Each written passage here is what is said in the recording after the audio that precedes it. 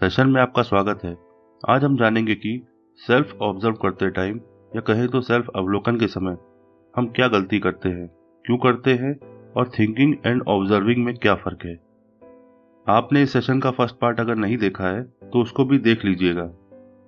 मगर आज सबसे पहले ये जानते हैं कि ये सेशन इतना इम्पोर्टेंट क्यों है। आज आपको मिलवाते हैं आपके बचपन के एक ऐसे दोस्त से जो आपके साथ रोज स्कूल जाता था। न जाने आपके कितने सीक्रेट्स अपने साथ लेके चलता था। स्कूल के पहले दिन से वो आपके साथ था। वो जिस दिन ना हो आपके साथ तो आपको ऐसा लगता था कि स्कूल नहीं, कहीं घूमने जा रहे हैं। स्कूल में आप उसे अपनी नज़रों से कभी दूर नहीं होने देते थे, मगर घर पहुंचते ही उसे ऐसे भूल जाते थे कि जैसे वो कभी था ही नहीं। अगले दिन स्कूल जाते वक्त ही आपको उसकी याद आती थी। अब तक तो आप समझ ही गए होंगे कि वो कोई और नहीं, आप ही का स्कूल बैग है। क्या आपको याद है कि वो कितना भारी था और अब कहाँ है? क्या याद नहीं आ रहा? मैं बताता हूँ। वो आज भी आपकी पीठ पर ही है, वो भी हरदम। पहले तो आप उसे उतार के रख भी देते थे, मगर अब वो आपसे ऐसे चिपक गया है कि आपकी पर्सनालिटी का हिस्सा बन गया है। ये जो कमर और कंधों में दर्द रहता है और दिन भर थकान बनी रहती है, कंधे झुके जा रहे हैं, ये सब इसी के बोझ की वजह से है। पहले के मुकाबले अब ये बहुत भारी हो गया है। आप कहोगे ऐसा कुछ भी आपको महसूस नहीं होता, ना दिखाई देता है। फिर भी चलो मान लेते हैं कि बोझ है, मगर पहले तो इसमें कॉपी किताबें थी, लंच बॉक्स और डायरी थी, उसका वजन था। अब क्या भरा है इसमें? अब किसका वजन है? आपने सही कहा, इसमें अब कॉपी किताबें नहीं है, ना ही लंच बॉक्स और डायरी। इसमें है आपके बिलीफ्स, धारणाएं। धारणा मतलब जिसको आपने धारण कर रखा है, अपनी पीठ पे लाद रखा है। एक एग्जाम्पल से मैं आपको इसका वजन समझाने की कोशिश करता हूँ, मगर उससे पहले कुछ पॉइंट्स मैं आपसे जल्दी से शेयर कर देता हूँ। ड्राइव करते हुए बिल्कुल ना सुने, ईयरफोन्स हैं तो यूज करें। ये सेशन आपकी कल्पना शक्ति को बढ़ाएगा, इमेजिनेशन पावर को बूस्ट करेगा, इसलिए स्क्रीन पे नहीं, अपने मन पे नजर रखिए। इसको प्रवचन या लेक्चर माइंडसेट से ना सुने, प्रैक्टिकल अप्रोच रखें। डिस्क्लेमर, आपकी फीलिंग्स या बिलीव्स को हर्ट करने का मेरा कोई उद्देश्य नहीं है। अगर मेरी कोई बात आपको गलत लगे तो उसके लिए मैं क्षमा प्रार्थी हूँ। हर वर्ग और उम्र के लोग समझ सके, इसलिए भाषा को सरल रखा है। मान लीजिए आप रात में कहीं से अकेले लौट रहे हैं और रास्ते में आपकी कार पंचर हो जाती है। आपको टायर चेंज करना आता है, मगर जब आपने टूल बॉक्स खोल के देखा तो वो आपको खाली मिला। घंटा भर वेट करने पर भी जब कोई गाड़ी आती नहीं दिखी तो आप खुद ही मदद ढूंढने निकल पड़े। 1-1.5 किलोमीटर चलने पर कुछ लोग आपको दिखते हैं। उनसे बात करके पता चला कि इस गांव में सिर्फ एक ही दुकान है पंचर की, और वो भी इस टाइम बंद होगी। आपने सोचा इतनी दूर आ ही गया हूं, क्यों ना जाके देख लूं, शायद कोई मदद मिल जाए। आप पहुंचे तो दुकान बंद मिली, मगर बगल में एक बूढ़ा आदमी अपनी खाट लगाते हुए मिला। आपने पूछा, चाचा कोई लड़का है, मेरी कार पंचर हो गई है। तो उसने साफ मना कर दिया। बोला, कल सुबह से पहले कोई नहीं मिलेगा, 7 बजे दुकान खुलेगी, तब आइएगा।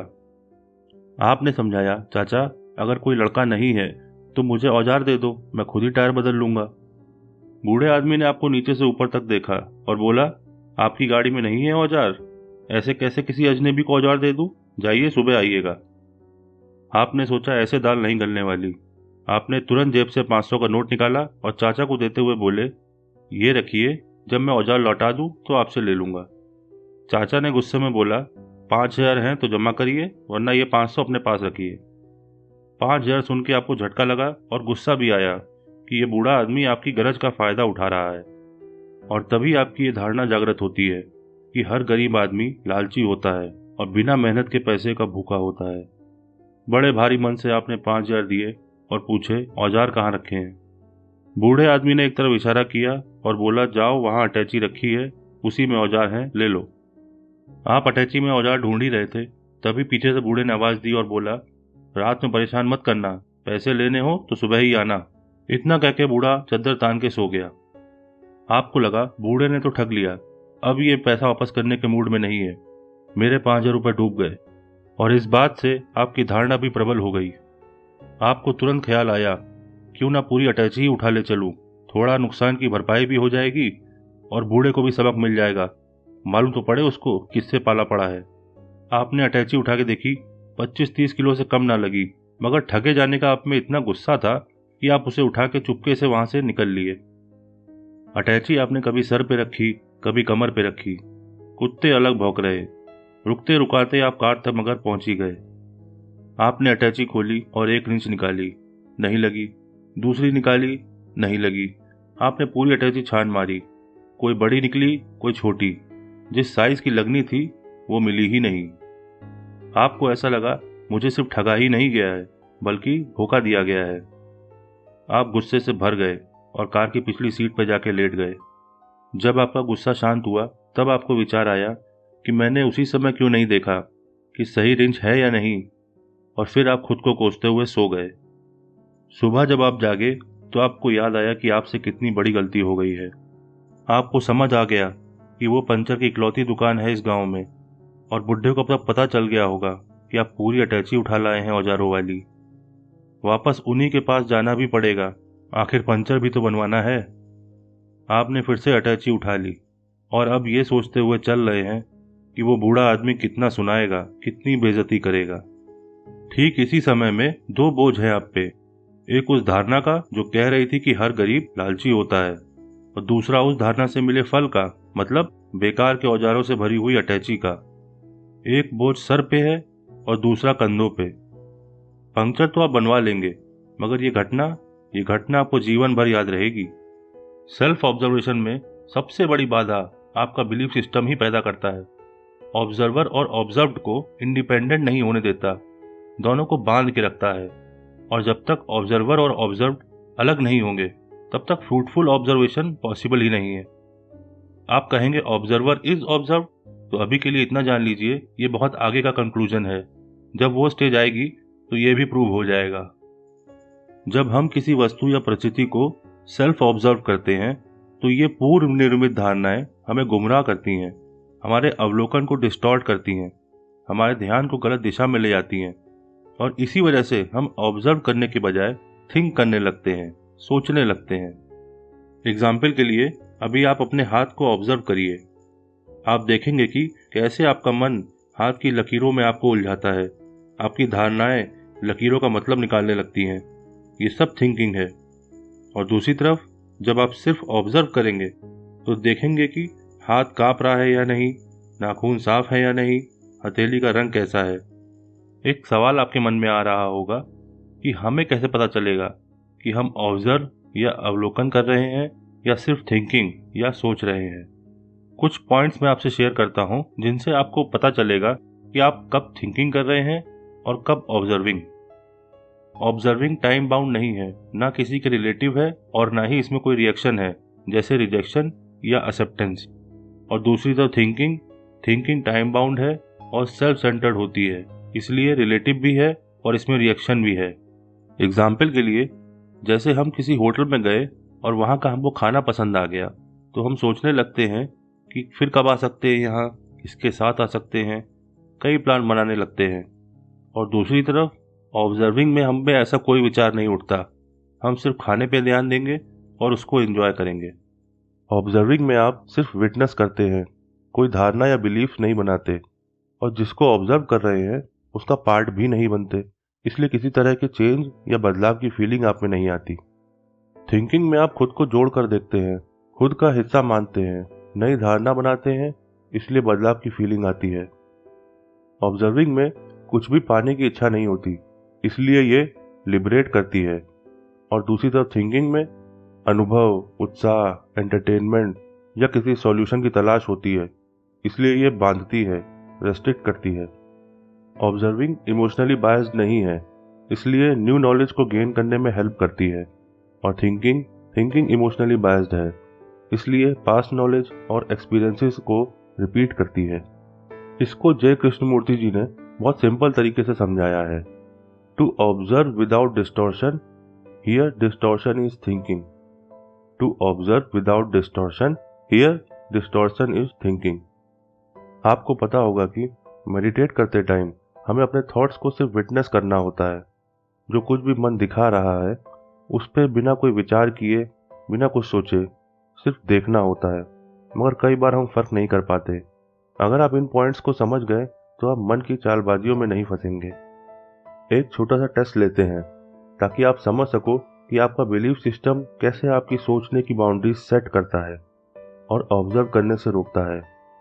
पहला प्रश्न, पहले के दौर में राजा अपने बच्चों को गुरुकुल क्यों भेजते थे, चाहे बच्चों की इच्छा हो या ना हो? और दूसरा प्रश्न, हर राजकुमार अपने पिताजी से पूछता होगा कि जब मुझे ही ये राज्य संभालना है तो गुरुकुल जाने की क्या जरूरत, मैं यहीं आपके साथ रहकर भी तो बेहतर सीख सकता हूँ। तो राजा उनको क्या जवाब देता होगा, कैसे समझाता होगा? ये दोनों सवाल अपने मन में रखिए और इसको इस तरह से देखिए कि हम सब परमात्मा के बच्चे हैं।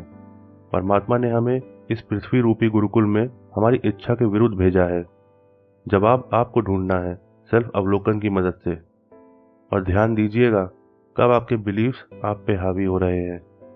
थोड़ा समझते हैं कि ये धारणा, ये बिलीफ सिस्टम क्या है और इनकी ज़रूरत क्यों है और ये कैसे बनते हैं। जब भी इंसान ने अपने भविष्य को देखना चाहा, जानना चाहा और समझने की कोशिश की, उसे ये अनसर्टेन लगा, रैंडम और केओटिक मालूम पड़ा। और जब ये बात उसके मन में बैठ गई कि भविष्य दुख, दर्द, कलह, अंधकार और अनिश्चितताओं से भरा हुआ है, तो इससे डील करने के लिए, इसे आसान बनाने के लिए उसने अपने पास्ट एक्सपीरियंसेस को एनालाइज करना शुरू किया कि किस सिचुएशन को उसने पहले कैसे डील किया था, किस परिस्थिति में उसने क्या एक्शन लिया था, किस तरह के लोगों से उसने कैसे बिहेव किया था। और इससे उसके मन में कुछ थॉट पैटर्न्स डेवलप होने लगे और इन थॉट पैटर्न्स से जब उसको डिजायर्ड रिजल्ट मिलने लगा तो उसने इन्हें ही सही मान लिया और आंख बंद करके फॉलो करने लगा। समय के साथ साथ यही थॉट पैटर्न्स बिलीफ सिस्टम या कहें तो धारणाओं में कन्वर्ट हो गए। बिलीफ्स कई तरीके के होते हैं। कुछ को हम स्वयं बनाते हैं, जैसे अपनी पास्ट नॉलेज के अनुसार, अपनी सराउंडिंग के हिसाब से, और कुछ हमें बने बनाए मिलते हैं, जैसे religious beliefs, generational beliefs etcetera. Beliefs को मोटा मोटा दो भागों में बांटा जा सकता है, लव बेस्ड बिलीफ और फियर बेस्ड बिलीफ। इनको ऐसे समझते हैं कि जैसे कुछ बच्चे जिनका पढ़ाई के प्रति लव बेस्ड बिलीफ होता है, उनका पढ़ाई में मन लगता है, वो पढ़ाई को एंजॉय करते हैं। और दूसरी तरफ कुछ बच्चे ऐसे भी होते हैं जिन्हें डांट के, डरा के, फोर्सफुली पढ़ाना पड़ता है। उनके मन में फियर बेस्ड बिलीफ डाला जाता है, जैसे कि पढ़ लो वरना बड़ों की रिक्शा चलाओगे। इन बच्चों को फियर के बजाय लव बेस्ड बिलीफ दिया जाए तो ये भी पढ़ाई को एंजॉय कर सकते हैं। इंफॉर्मेशन या कहें तो जानकारी हमें नए बिलीफ्स बनाने में मदद करती है, मगर प्रेजेंट में हम इतनी इंफॉर्मेशन कंज्यूम कर रहे हैं कि फियर बेस्ड बिलीफ बढ़ते जा रहे हैं और लव बेस्ड बिलीफ्स कम हो गए हैं, क्योंकि ह्यूमन नेचर नेगेटिविटी को जल्दी पकड़ता है, जल्दी ग्रास्प करता है। पहले हम कोई भी धारणा बनाने से पहले उसके सोर्स को वेरीफाई करते थे, मगर अब लगातार दी जा रही इंफॉर्मेशन हमें इसको प्रोसेस करने का मौका ही नहीं देती। अब हमें टाइम ही नहीं मिल रहा कि हम कुछ भी वेरीफाई कर सकें। इसी वजह से रॉन्ग बिलीफ्स बनते जा रहे हैं। आपने सुना ही होगा, कान का कच्चा होना। पहले के लोग हर बात पर आसानी से भरोसा नहीं करते थे, मगर आज ज़माना बदल गया है। हर कोई खुद को जेन्युइन सोर्स साबित करने में लगा है। आपको भी लगता है कोई इन्फॉर्मेशन जो बल्क में शेयर हो रही है वो सही होगी और जेन्युइन सोर्स से आई होगी। रिसर्च और फैक्ट्स के अभाव में हमारा मन जो भी बिलीफ्स बनाता है वो इन्हें सिर्फ थॉट पैटर्न के रूप में ही नहीं स्टोर करता, बल्कि ट्रिगर पॉइंट या रेफरेंस पॉइंट के साथ स्टोर करता है, ताकि उस थॉट पैटर्न को रिकॉल करने में आसानी हो।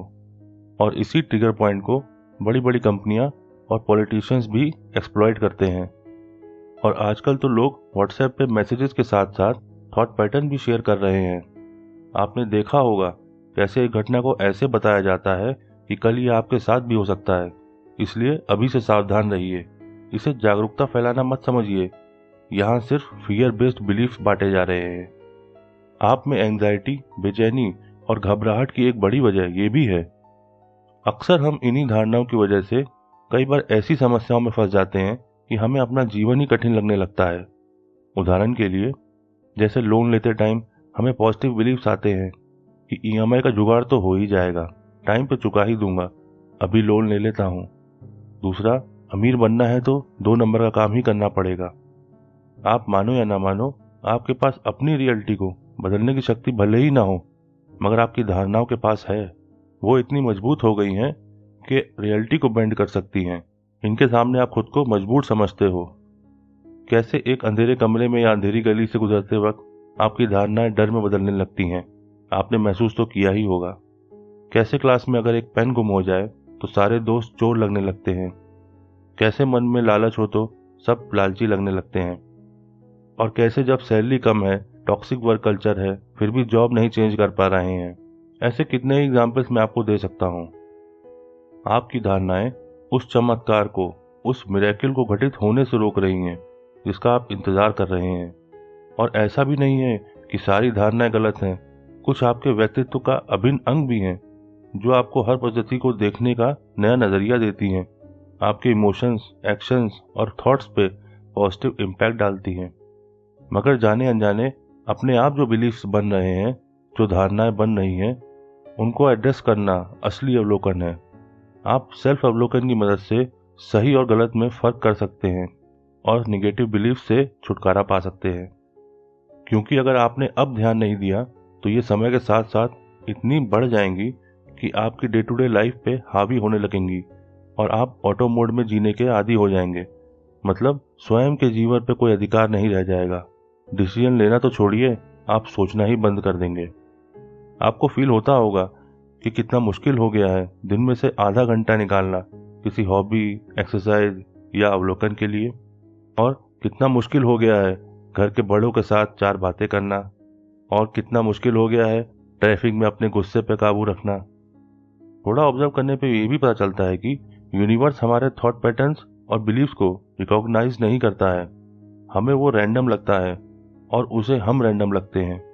और मजे की बात यह है कि आप इस भाव को जब मन में धारण करते हैं कि I accept this randomness as whole, I accept this randomness as whole, मतलब मैं इस अनियमितता को संपूर्ण रूप से स्वीकार करता हूं।